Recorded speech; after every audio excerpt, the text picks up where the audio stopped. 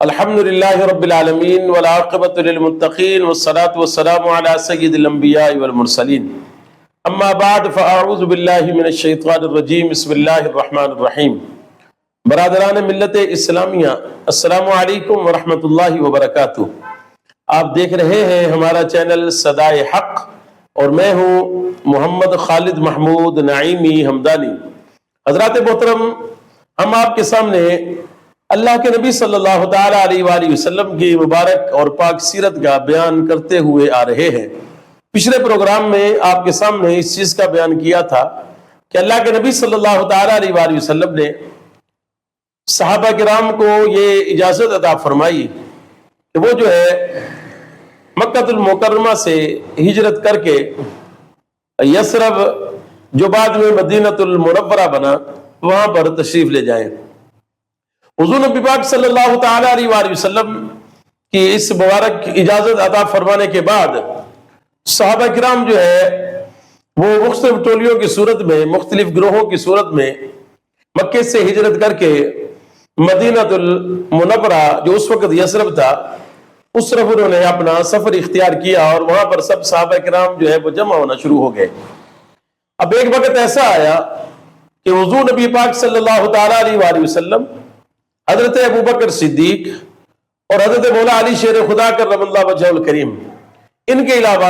اب مکے میں کوئی اور صحابی نہیں رہا تھا۔ سارے صحابہ کرام جو ہے وہ تھوڑے تھوڑے کر کے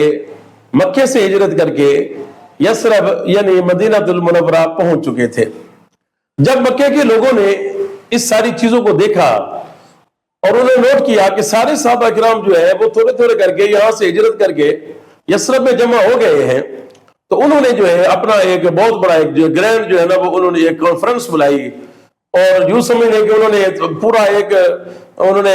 پنچایت جمع کی، جتنے قبائل کے سردار تھے سب کو جمع کیا،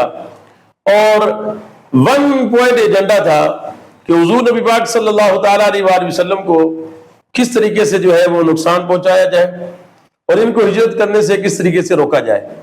اب مختلف، جس میں ابو لہب ہے، ابو جہل ہے، اور قتبہ، شیبہ اور بڑے بڑے سردار جو ہیں وہ وہاں پہ جمع ہیں،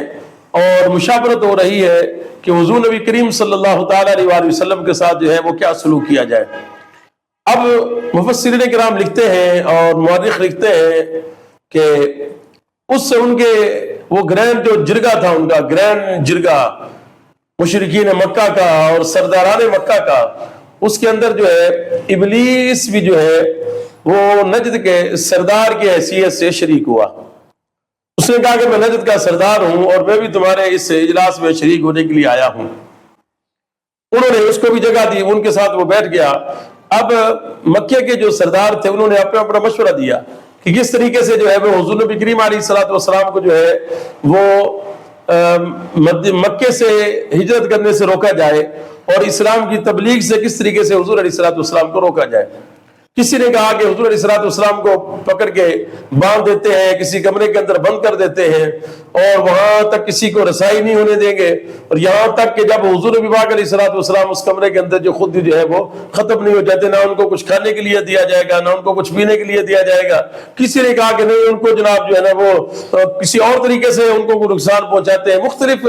رائے آتی رہی، مگر وہ جو ابلیس تھا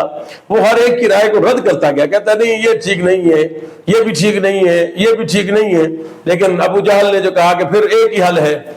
کہ حضور نبی پاک صلی اللہ تعالیٰ علیہ وآلہ وسلم کو جو ہے وہ معاذ اللہ استغفر اللہ جو ہے وہ شہید کر دیا جائے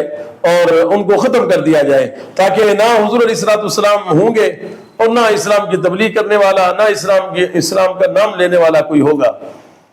یہ تجویز جو ہے ابلیس کو بڑی پسند آئی۔ اس نے کہا کہ یہ بات ہے، یہ تم نے بہت بہترین مشورہ دیا ہے، مجھے یہ مشورہ بہت پسند آیا۔ سارے سردار جو ہے وہ اس چیز میں متفق ہو گئے کہ یہ بہترین مشورہ ہے۔ اب جب سب کا یہ اس چیز کے اوپر اتفاق ہو گیا، اب کہا کہ پھر حضور علیہ الصلوۃ والسلام کو نقصان کون پہنچائے گا، حضور علیہ الصلوۃ والسلام پر جانی حملہ کون کرے گا، کون جان لے گا ان کی، کیونکہ پھر اس کے اوپر جو ہے حضور علیہ الصلوۃ والسلام کے خون کا الزام آئے گا۔ تو پھر ان کا باہمی یہ مشورہ ہوا کہ ہم ایسا کرتے ہیں کہ سارے قبائل میں سے نوجوانوں کو جمع کیا جائے گا، سارے جتنے بھی عرب کے جو قبائل ہیں مکے کے، ان سب میں سے نوجوان جمع ہوں گے اور سارے ایک ساتھ جو ہے وہ حضور علیہ الصلوۃ والسلام پر حملہ کریں گے، تاکہ کسی ایک خاص قبیلے پر یا کسی ایک خاندان پر یا کسی ایک خاص فرد پر جو ہے وہ الزام نہ آئے۔ اور جب بات ہو جائے گی کہ پتہ نہیں کون کون تھے اور سارے لوگ جمع تھے، تو پھر جو حضور علیہ الصلوۃ والسلام جو خاندان والے لوگ ہیں وہ کس کس کے ساتھ لڑیں گے اور کس کس سے بدلہ لیں گے، تو اس طریقے سے بات جو ہے نا وہ ایسے ہو جائے، گھوم جائے گی کہ پتہ نہیں کس نے حملہ کیا، کس نے جان لی، اور سارے لوگ شریک تھے، تو کس سے انتقام لیا جائے اور کس سے بدلہ لیا جائے۔ یہ مشورہ بھی سب کو پسند آیا۔ اب سب نے کہا کہ ٹھیک ہے، حضور علیہ الصلوۃ والسلام کے گھر کا محاصرہ کر لیا جائے، رات کو حضور علیہ الصلوۃ والسلام کے گھر کو گھیر لیں گے، اور جیسے اللہ کے نبی علیہ الصلوۃ والسلام صبح اٹھیں گے تو ان کو جو ہے اسی وقت حملہ کر دیا جائے، اور حضور علیہ الصلوۃ والسلام کو جو ہے ان کو جانی نقصان پہنچایا جائے۔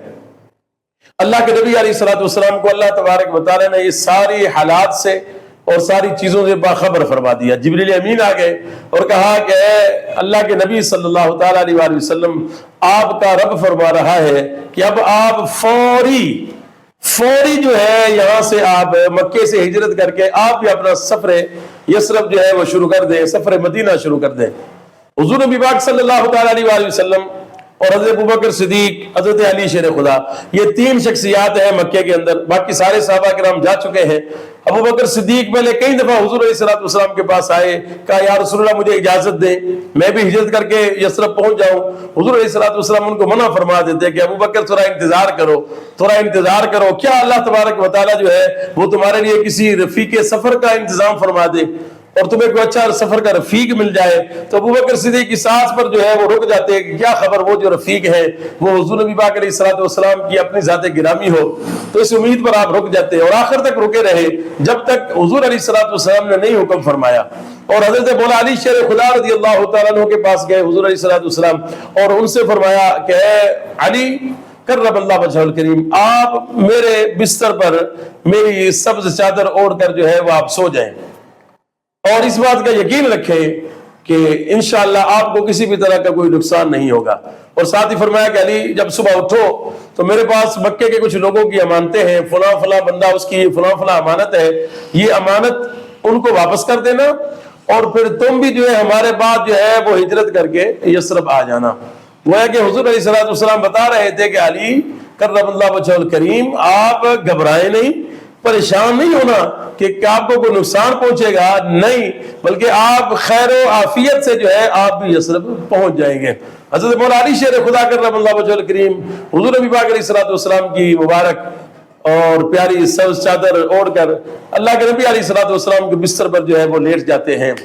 حضور نبی پاک صلی اللہ تعالیٰ علیہ وآلہ وسلم حضرت ابوبکر صدیق رضی اللہ تعالیٰ عنہ کے گھر پہ جا کر دستک دیتے ہیں اور فرماتے ہیں کہ ابوبکر اب وقت آ گیا ہے،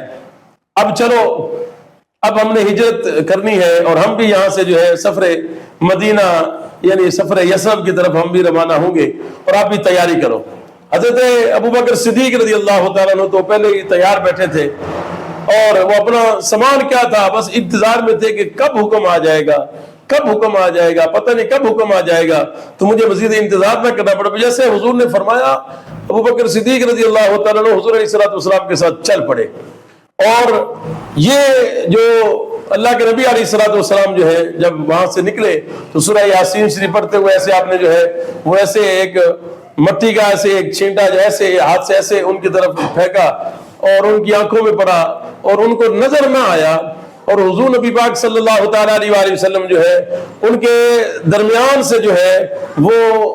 ان کے اندر سے آگے آپ نکل گئے درمیان سے، اور ان کو خبر نہ ہوئی۔ اور پھر اللہ کے نبی صلی اللہ تعالیٰ علیہ وآلہ وسلم اور حضرت سیدنا ابوبکر صدیق رضی اللہ تعالیٰ عنہ، ان دونوں کا یہ سفر ہجرت شروع ہوا۔ اب آگے اللہ کے نبی علیہ الصلوۃ والسلام جو ہے وہ کس طریقے سے یہ سفر چلا، اور حضرت ابوبکر صدیق رضی اللہ تعالیٰ عنہ نے کیا قربانیاں دی، اور ان کو حضور علیہ الصلوۃ والسلام کی کیسی قربت حاصل ہوئی، اس کا بیان ہم انشاءاللہ العزیز اگلے پروگرام میں کریں گے۔ امید کرتا ہوں کہ ہمیشہ کی طرح آپ کو ہمارا آج کا یہ پروگرام بھی پسند آیا ہوگا۔ یہ